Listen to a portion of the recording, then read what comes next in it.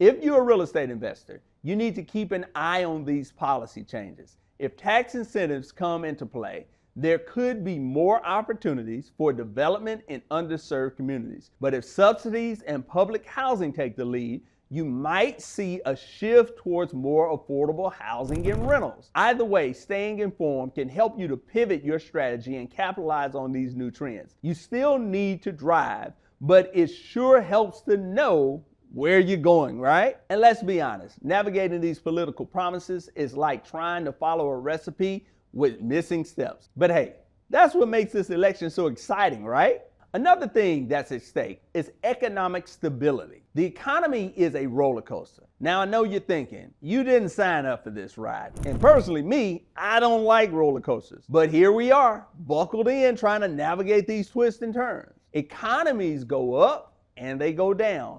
And in 2024, the election is the next big loop-de-loo, if you will. Under Trump, we saw a boost in the economy with his tax cuts and Jobs Act. It was like the thrilling first drop in a roller coaster, which can be exciting and a rush of adrenaline, but then came the sharp turns. The Federal Reserve starts raising interest rates, slowing down the housing market. You know that feeling that you get when you're not sure if you're having fun or you just want to get off? Yeah, that was 2008 for most real estate investors. Now, Biden promised smoother tracks, affordable housing, and stable growth, but instead, we've been hit with inflation and rising interest rates, turning our smooth ride into a bumpy one. Housing prices are now 7.64 times greater than the median household income. Also know this, much of what we have seen for the first several years under Biden was actually a result of Trump-era policies. So I'm not saying that it's Biden's fault or it's Trump's fault, especially on the heels of a once-in-a-lifetime crisis such as COVID. It's not about fault, but it is what it is. And as an investor,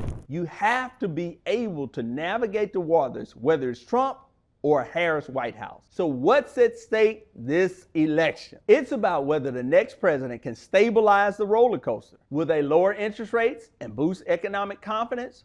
Or will they keep feeling every bump and every dip? As investors, we need to be able to anticipate these moves. Now, what about taxes, folks? Yeah, I know that's thrilling stuff, right? But trust me, understanding tax implications could be the difference between popping champagne and popping an essence. Who's in charge really matters. It directly affects our wallets. The Tax Cut and Jobs Act under Trump was like hitting the jackpot in Vegas. Lower corporate taxes and investment-friendly policies gave real estate investors a golden ticket. But just like in Vegas, what goes up must come down. Interest rates rose, cooling off the market faster than a cold breeze on a hot day. The promise was affordability for Biden. Instead, we're seeing a tax landscape that's clear as mud. Rate cuts are projected in September, but currently rising rates and inflation have made buying a home as painful as pulling teeth. If tax rates increase, particularly on capital gains, your profits are sure to shrink. So the game plan here is to stay ahead of the curve. If the new administration offers tax breaks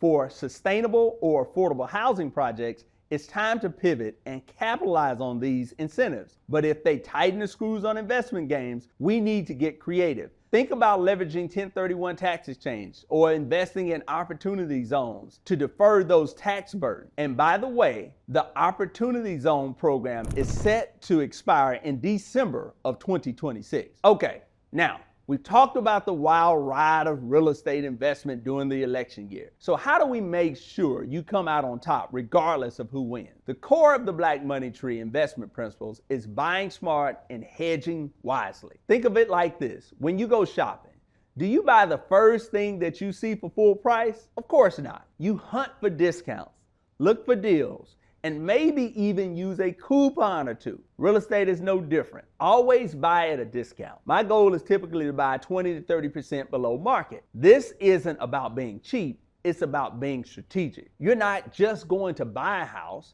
you're going to buy peace of mind. Here's a little story to illustrate. Back in 2000, at the height of the dot-com boom, I bought my first house in Austin, Texas. The market was hot and people were paying more than asking price. By 2003, I had accumulated 7 rental units, but then the dot-com bubble burst.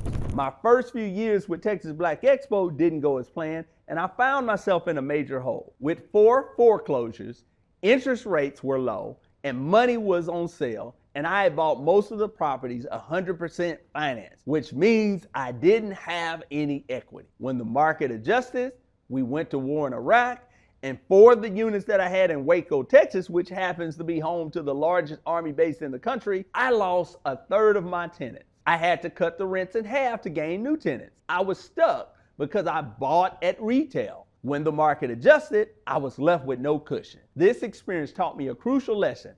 Always buy at a discount. When looking for opportunities, never pay retail. If the average price in a particular area is $200,000, my target purchase price is $160,000. The easiest way to do this is to purchase a problem, a home where the seller needs to move urgently, or a property that needs repairs, or any situation where the seller just needs to cut their losses. For example, I bought a home for $40,000 that needed $25,000 in work. After repairs, I sold it for $100,000, netting $35,000 in profit. Nowadays, I buy and hold, but that one I bought with a partner who wanted to cash out, so I sold it. That's the power of buying at a discount and learning from your mistakes. Now, let's talk about hedging. Walking a tightrope is scary, but what if you had a safety net up under it? That's what hedging does for your investment. It's your safety net. When you buy a rental property, make sure that the rent can cover your expenses, even if the market dips. Think of it like this. You're not just buying a house, you're buying a stream of income. This way, even if the property values drop, your cash flow keeps you afloat. You have 2 ways to make money: appreciation and rental income. Now, lastly, let's talk about some exciting opportunities that I kind of predict to be on the horizon. With the rise in remote work, many office buildings are facing soaring vacancy rates. That makes them prime candidates for repurposing. These buildings are essentially on sale. A creative developer can purchase these properties at a discount and repurpose them for residential, retail, and mixed-use facilities. Imagine turning an old office block into a vibrant community hub with apartments, shops, and co-working space. This not only increases the cash flow, but it significantly increases and boosts the profitability. So keep an eye on commercial real estate market because it has many hidden gems waiting to be transformed. Many employers who allowed their employees to work from home are now seeing a decrease in productivity, and they're requiring that their employees come back to the office. This trend suggests that commercial vacancy rates will start to dip in the coming years. Those with the available cash who can purchase and repurpose these properties, they can see major profits, according to Partners in Real Estate Q4 2023 market report. Also, the trend of adaptive reuse is gaining momentum. Instead of building new, developers are converting existing commercial spaces into mixed-use facilities, which is more sustainable and often more cost-effective. This trend not only addresses the shortage of affordable housing, but it also breathes new life into underutilized properties, according to the National Association of Realtors December 2023 Commercial Real Estate Market Insights report. For residential landlords like myself, the future looks pretty bright. It will take some time to build more housing and to meet the growing demand, so people will be compelled to rent.